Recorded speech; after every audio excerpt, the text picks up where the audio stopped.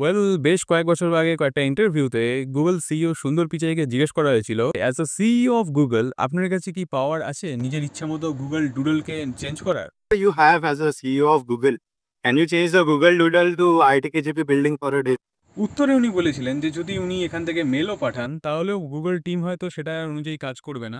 Ideals and values on when we show doodles for what occasions, and it's less about what I want to happen as much as we have set of rules to go by. কারণ Google একমাত্র বিশেষ বিশেষ ব্যক্তিত্ব বা কৃতিত্বকে শ্রদ্ধা বা সম্মান জ্ঞাপন করার জন্যই এই গুগল ডুডলে চেঞ্জ করে থাকে, কিন্তু সেই জিনিসটা আপনি নিজে করতে পারবেন। এটা করার জন্য আপনি যে সার্চ ইঞ্জিন ইউজ করেন সেখানে চলে যেতে হবে এবং সেখানে সার্চ করতে হবে ডুডল এক্সটেনশন।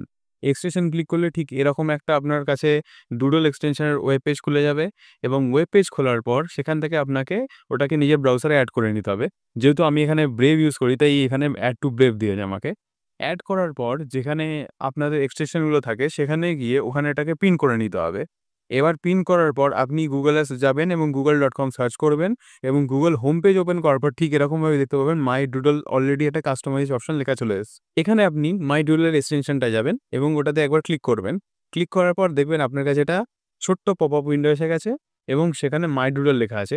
ওটাকে কেটে দিয়ে আপনি নিজের যা খুশি নাম দিতে পারেন এবং আমি যেমন এখানে আমার নিজের নাম লিখলাম, আপনারা আপনাদের ইচ্ছামতো যা খুশি বা নিজের নাম লিখতে পারেন। এইভাবে আপনি চেঞ্জ করতে পারেন।